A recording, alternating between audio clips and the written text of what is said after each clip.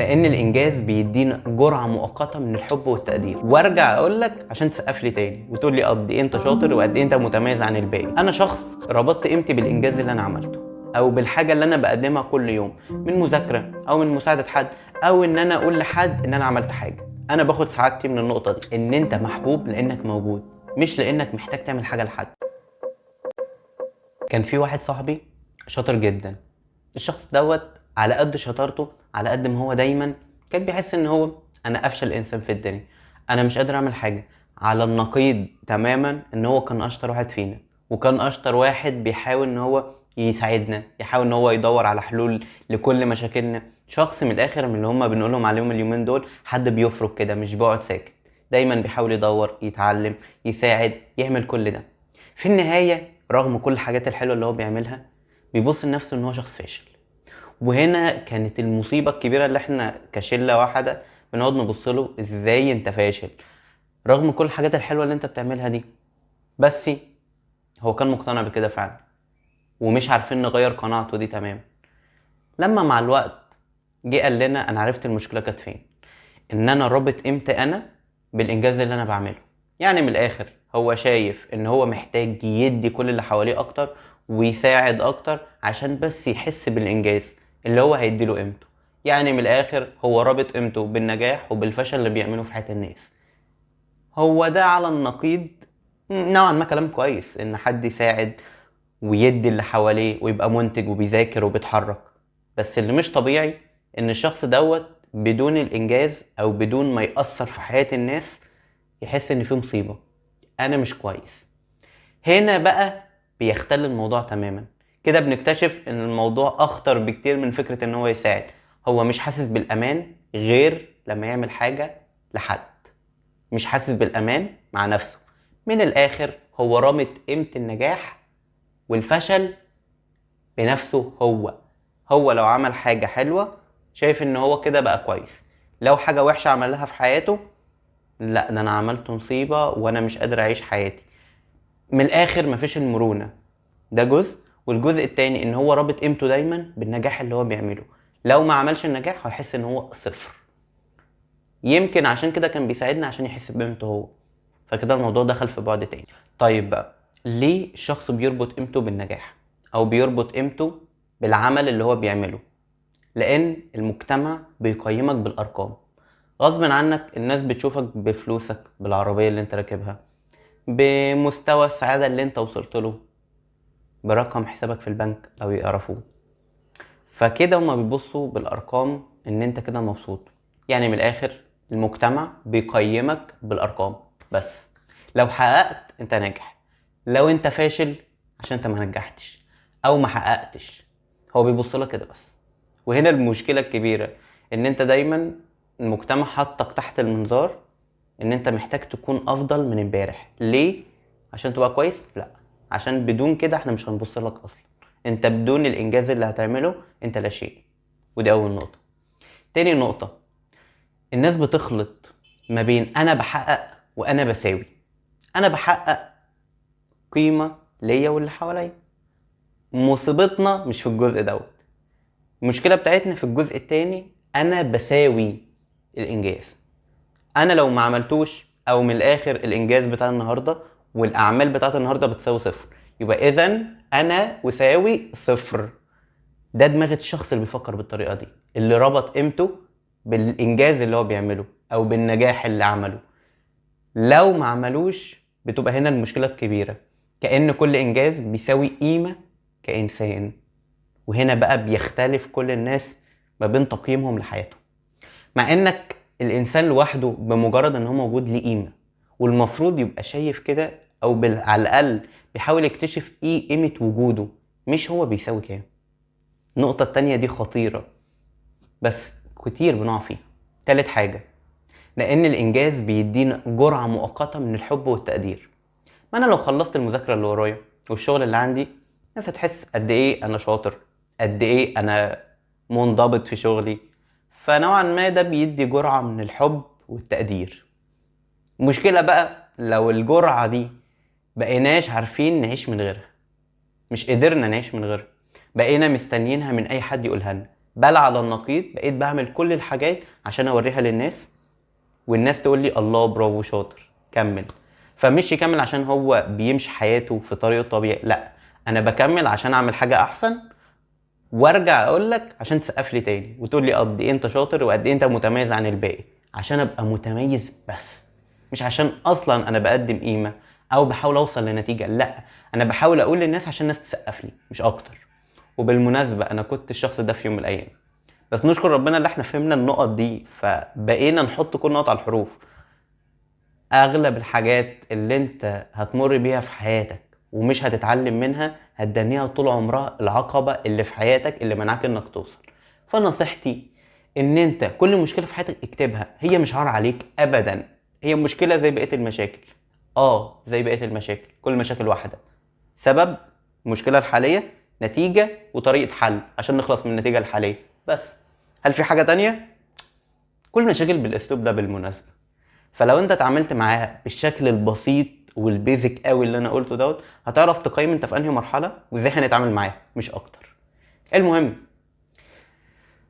بعد ما قلنا حوار ان ليه الناس بتربط قيمتها بالانجاز، طيب ايه التمن اللي بندفعه لما بنربط نفسنا بالانجاز؟ اول حاجه، لو وقعت هتنهار تماما. انا شخص ربطت قيمتي بالانجاز اللي انا عملته او بالحاجه اللي انا بقدمها كل يوم، من مذاكره او من مساعده حد او ان انا اقول لحد ان انا عملت حاجه، انا باخد سعادتي من النقطه دي. تمام؟ افرض في يوم تاني انا تعبت، ما انا مش عندي طاقه ان انا اشتغل ولا اذاكر ولا اعمل اي حاجه، في اليوم دوت انت هتبقى مكتئب، مش بسبب انك ما عملتش حاجه في اليوم، بسبب ان انت مش قادر انك تلاقي التسقيف من الناس.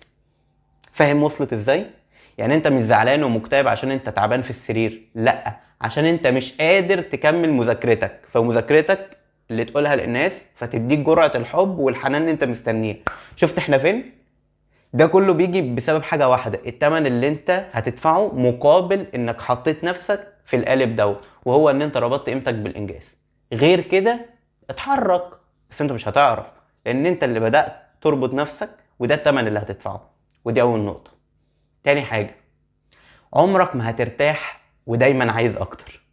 مصيبة دايما اي جرعات من الحب او التقدير ملهاش ليميت، ملهاش سقف من الاخر، هي بداية اللي انت اكتشفتها. فانا كل مرة هو انا هاخد دي وهسكت؟ انا محتاج اكتر، محتاج اعلي الليفل، المستوى دوت. هعليه ازاي؟ عن طريق ان انا اذاكر اكتر، اقول للناس اكتر، اتعرف على ناس جديدة اكتر عشان تسقف لي اكتر. بس كده؟ ممكن اشترك في مسابقات اكتر علشان الناس تقول ده نجح اكتر، عشان الناس تسقف لي اكتر وتقول ده متميز اكتر. الناس هتبقى شايفاك ناجح، مش مختلفين عن النقطة دي، بس انت على المدى البعيد هتحس ان انت مش كفاية اللي انت بتعمله، ومازال محتاج اكتر لحد ما توصل لسقف امكانياتك وحدودك اللي ربنا خلقها. وبعد كده هتلاقي نفسك نزلت تاني، لان انت مش عارف تحقق اللي انت عايزه من الحب والتقدير من الناس. وبالمناسبة الموضوع ده لازم انت تعرفه، الناس والحب اللي بيديهولك متقلب ومش دايم، والحب دوت مؤقت لانك بتعمل حاجة دي لو ما عملتهاش هيتقلبوا عليك، وممكن تكون بتعملها ويتقلبوا عليك برضو. فالناس مش ثابتة، والناس مش هتديك دايما اللي انت عايزه في الوقت اللي انت عايزه، هي بتبقى زي ما بيقولوا كده ارزاق، حظوظ جات معاك صدفة. لكن مش كل مرة هيحصل اللي انت متخيله، ومش كل مرة اللي انت عايزه هيحصل بالطريقة اللي انت عايزها في الوقت اللي انت عايزه. ظروف الكون اكبر بكتير من قدراتك وامكانياتك، خلينا متفقين على دي على الاقل عشان تعرف حجمك دلوقتي وتتحرك بناء على الامكانيات والقدرات اللي ربنا مديها لك دلوقتي، مش عشان تكسرها وتاخد حب وحنان لانك ربطت نفسك بيه، ودي مشكلتك، فاحنا عشان كده بنحاول نحلها. تالت نقطة بقى، هتبقى عبد لرأي الناس طول الوقت، وده التمن اللي انا كنت بدفعه بالمناسبة. ان انا من كومنت سلبي او تعليق سلبي من شخص احس ايه ده، هو انا فعلا زي ما هو قال؟ كده انا محتاج اراجع كل حاجة في حياتي علشان اعجب الشخص دوت. طيب الشخص دوت قال رأيي وهو كان متعصب، مش بوصفك اصلا، لا يعني هو اكيد رأيه اهم لان هو اكيد اشطر مني واحسن مني. انا ايه، انا واحد بس يا دوبك بيذاكر شوية عشان يقول للناس فالناس تسقف له. ايا كان انت بتعمل ايه، في النهاية انت عايز تسقيف او عايز مقابل من الحاجة اللي انت عملتها. بما ان بقى ليه مقابل، بقى فيه تمن انت هتدفعه عشان تدي المقابل دوت. فدايرة وانت اللي حطيت نفسك فيها. رأي الناس دايما هيسجنك. كنا عملنا فيديو قبل كده اسمه الخوف من نظرة الناس. دايما الناس هتلجمك، لان الناس دايما في الاغلب مش هتبقى فاهمه انت عايز ايه.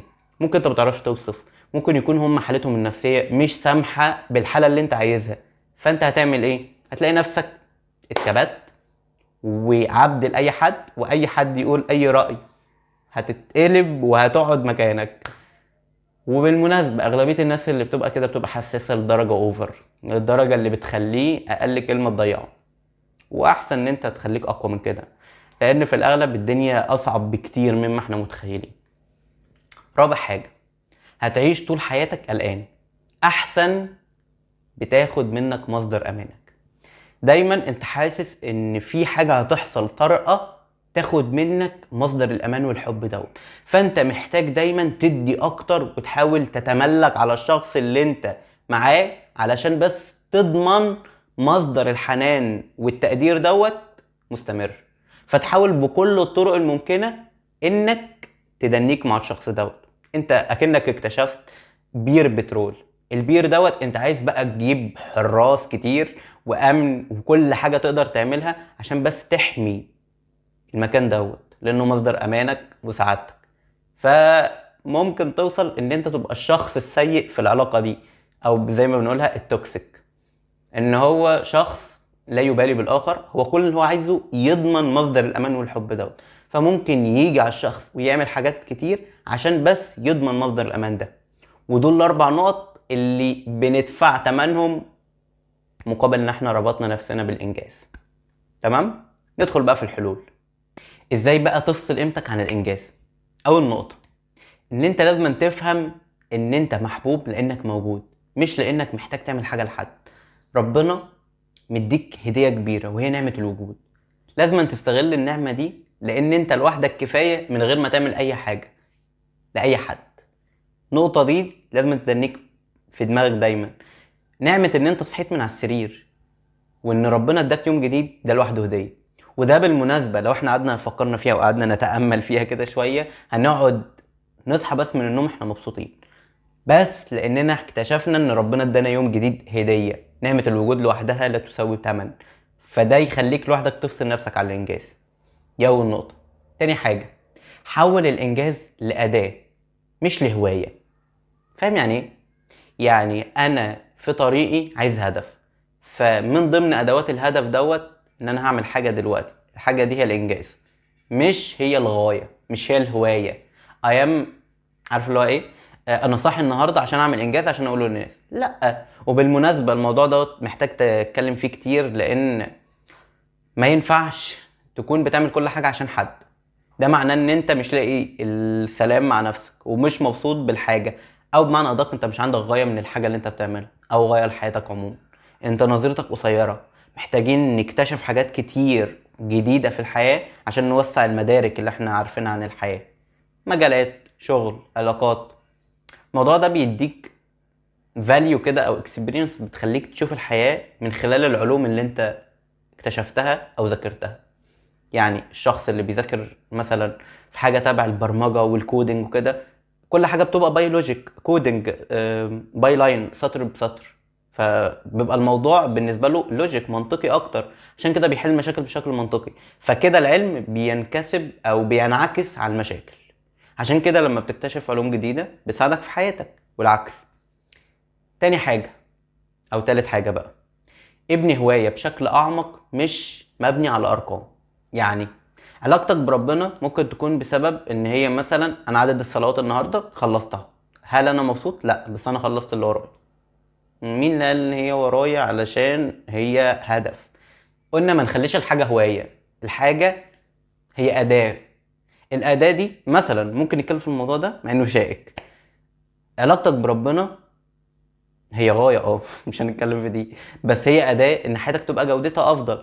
لو أنت جودة حياتك مش أحسن، محتاجين نلعب في النقطة الغاية دي إذا الغاية مختلفة. تمام؟ مبادئك وأخلاقك.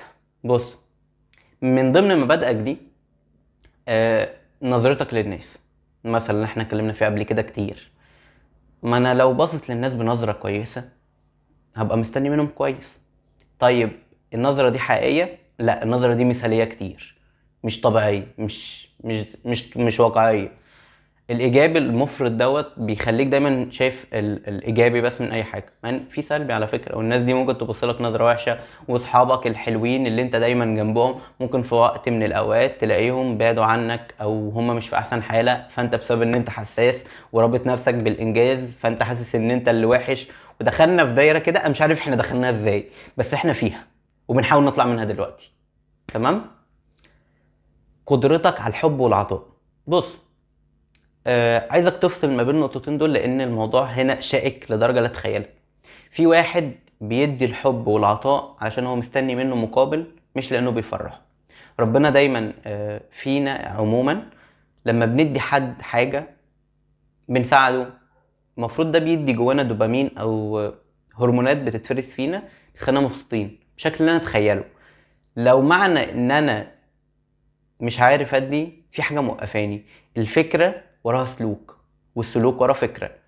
لازم انا اراجع افكار انا عن المواضيع عشان سلوكي تتغير. لو انا غيرت الفكره اللي في دماغي عن الحب والعطاء. في حد بالمناسبه باصص للموضوع ان الحب والعطاء، خاصه العطاء، ان انا بديه من وقتي ومجهودي ملهاش مقابل.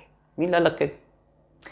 انت بتكبر، بتتعلم، بتكتشف مواهب جديده، بتعرف السلبي من نفسك في العلاقات دي. ده احلى حاجه على فكره في العلاقات انا اكتشفتها في حياتي كلها، ان على قد ما انت بتدي في العلاقات وده جانب كويس اكيد، الجانب الاحلى ان انت بتكتشف عيوبك ايه من خلال ان الشخص اللي بيتعامل معاك هو بيتعامل معاك من غير الفلاتر اللي انت بتبقى متصنعها. مش بتعرف تتصنع معاه، ده حد قريب فشايفك في كل عيوبك. ده افضل شخص، خاصة لو امين، ان هو يقولك انت حلو في ايه قوي، ركز على دي. النقطة دي انت نوعا ما فيها بتبقى متقلب ومش في حد بيعرف يسيطر عليك وانت متضايق، فانت محتاج تخلي بالك وقت الغضب لان انت ممكن تخسر كل الناس في اللقطة دي.